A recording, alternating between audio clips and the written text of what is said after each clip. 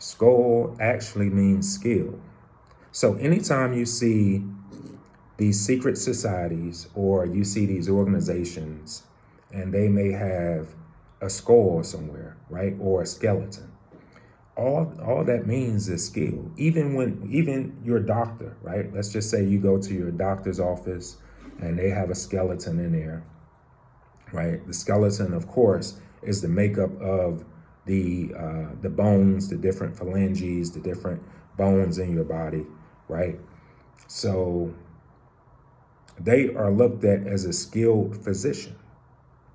We are, because we deal with skulls, right? We deal with, as psychics, we deal with the skull. We deal with the psyche, right?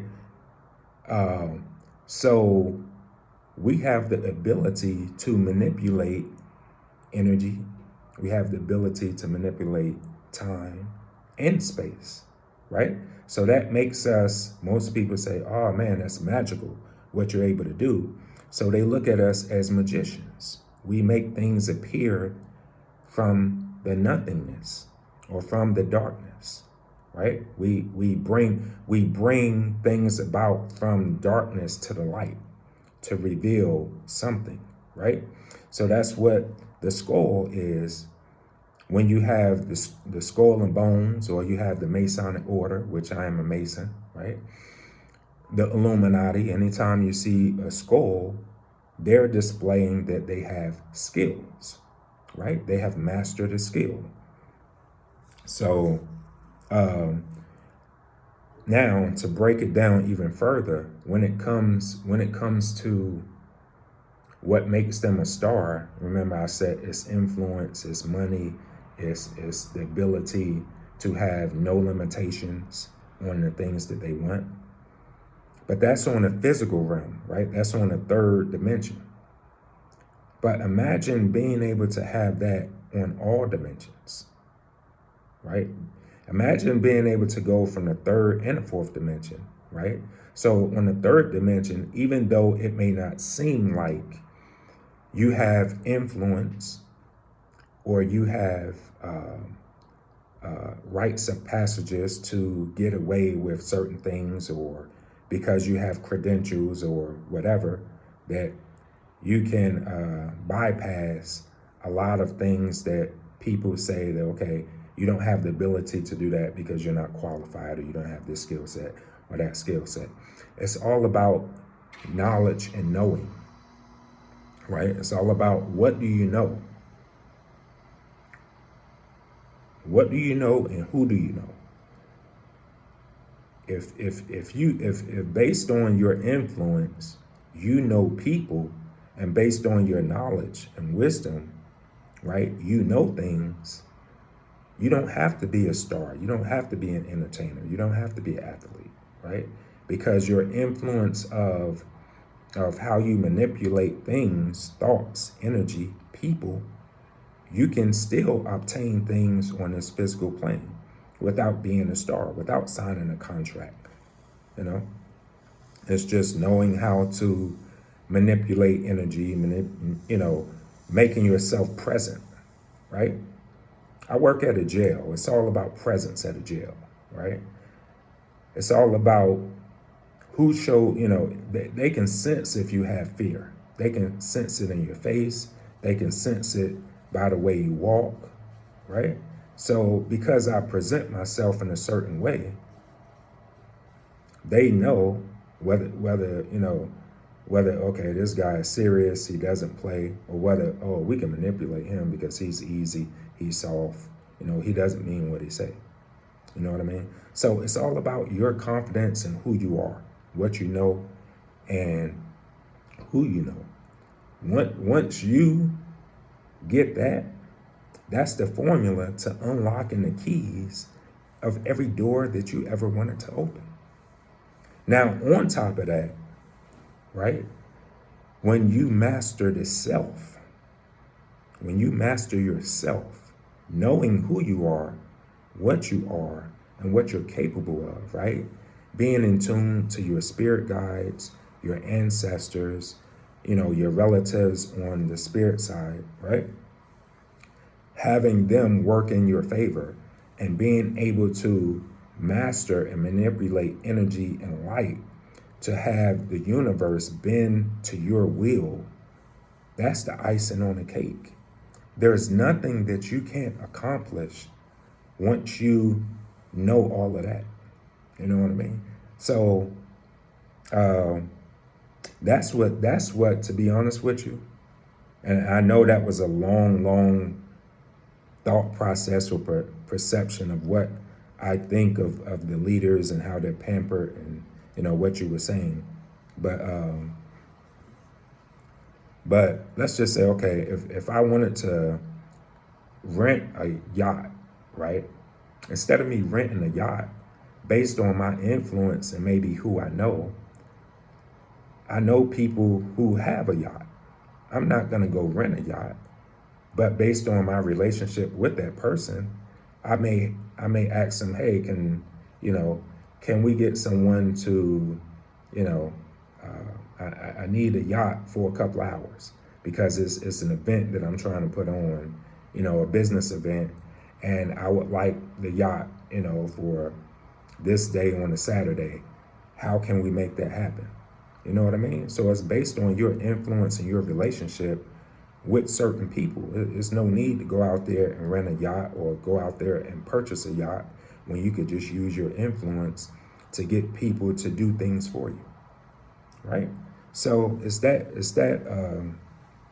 that's how it is on this realm. One of the most valuable things on the planet is not money, right? It's your consciousness. It's your consciousness. And once you elevate your consciousness, once you raise your vibrations, and once you work with your skills, right? Once you work with your skill set, remember, because skill means skill. Once you work with your skill set and you know your abilities, you become the most valuable person on the planet, right? Because what are the 1%ers? Who are they focused on? They're focused on us. They're focused on people who may seem like they have supernatural abilities, right? So we're even more influential than your athletes, than your stars. We are the star because we can illuminate our star, our third eye, our crown chakra. We can elevate our consciousness, illuminate our star to bend the universe, to our will, to manifest anything that we want in this dimension, right? So we're looked at as the stars. We are the stars. And that is what you need to know. That is what you have to come to realization about, right? You are the star. Spirit goddess said she loves the skull. Okay. Need to evolve to that level. Yes. And you know what it takes to evolve to that level? Resonating with who you are. That's number one. Being confident in who you are. Number two is connecting with your spirit guides and your ancestors. I know I say that a lot, right? But once you're able to do that, you basically have a forecast on your life, on your future, right? All you got to do is tap in. Once you learn how to tap in and you gain access to connect with them at will, right? Or whenever they want to communicate with you, right? They will tap into you. They will download information into you to communicate it to others, right? So I'm confident that I'm like the diva, yeah. So yeah, it takes confidence. It takes an inner knowing. So semen-free L, I don't know how many of you guys know who semen-free L is. But if you don't, go look him up. Go research him, right? Because he broke down something on a video today. And it kind of, it really resonated with me. And I was like, man, I got to share this information, right? So, okay. Let's go here, right? So if you write this down, right? If you got a pen and piece of paper and you want to write this down. So he was talking about the 12 signs of the Zodiac, right? So if you add the 12 signs of the Zodiac, the 9 planets in our solar system, the 26 letters in the English alphabet, and the 5 seals, right? That are the seals of agreement with our souls and our spirits, right? That comes up to be 52. So it's 52 pieces of tools, right? Or it's also 52 weeks in a year, right? Or 51 weeks in a year. I think it's 52 weeks in a year, right? So when he broke that down, I was like, man, that made sense. And then he also talked about, talk about Islam, right? So the I in Islam is the crescent and the star, which relates to the mother and the son. The S stands for self. The L stands for law. The A stands for and the M stands for master. It spells, Islam.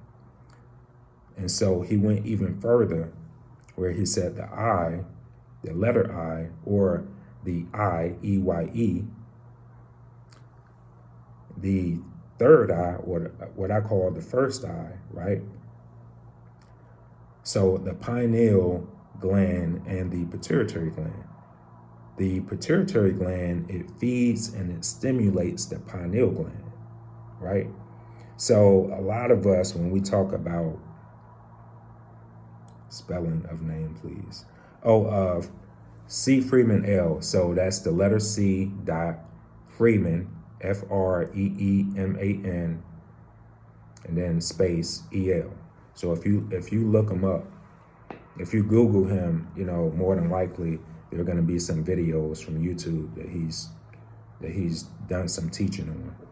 That's going to come up. So he was saying how the pituitary gland, how it stimulates the pineal gland, and even during the word, during sex, right? So sex is spelled S-E-X. And sex stands for the spinal energy excretion, right? So it was saying that it belongs to the brain. So basically what he was saying is when we always talk about the third eye, your third eye is open, or your crown chakra is open, this and that, right? But we never relate it to an act that a lot of us love to do, which is sex, right? The spinal energy secretion. So what it actually does in the XY chromosome, the male chromosome, is the sperm travels from the root chakra all the way up through the spinal cord, right? Through your spine. It gets charged from your third eye, right? From your crown chakra, your third eye and your crown chakra. It gets charged with light. And then it goes back down the spinal column and travels back through and comes out of, the pineal gland. Well, your second pineal gland, or the penis gland. You know what I'm saying? But a lot of us, we hear the word sex, right? But then we don't get an accurate meaning of what it is, or where did it come from? What's the science behind sex? That's the science behind sex. It's a spinal energy excretion. And get this, right? Sex is actually, what you're doing is you're doing a ritual.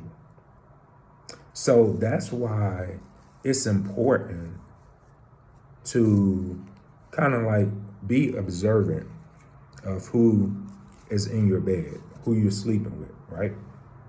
Because you're performing a sexual ritual.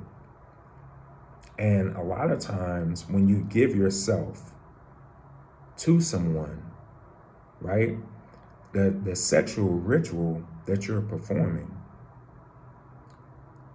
it actually, I would say the last seven to 10 people that person has had sex with, you're now having sex with them.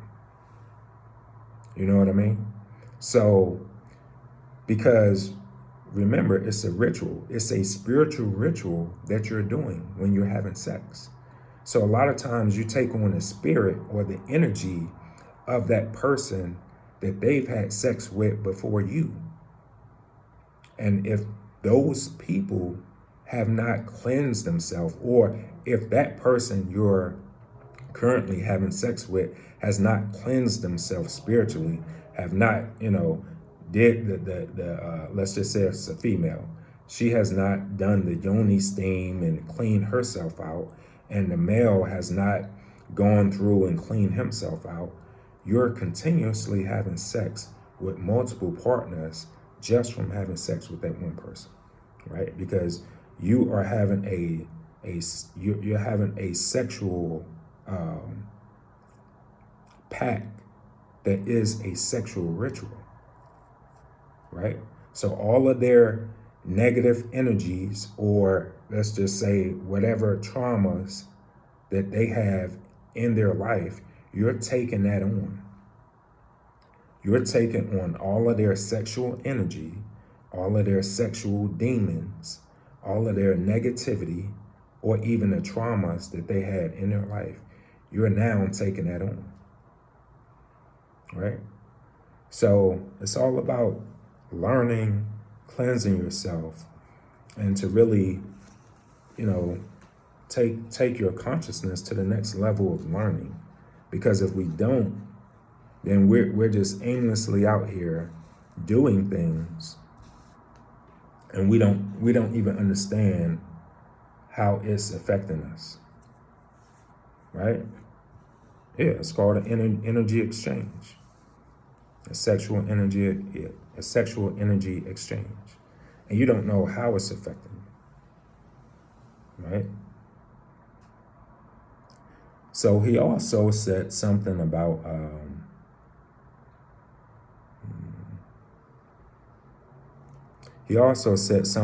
the book of Revelation, guys. So in the book of Revelations, Revelation chapter 5, verse 1, he said, I saw a book sealed up of 7 seals, right? In Revelations, what it's referring to is it's referring to, book actually means body, right? And your back relates to the past, your front, or your chest relates to your future, right? So to take it inside the interior and not the exterior. So how can I explain that?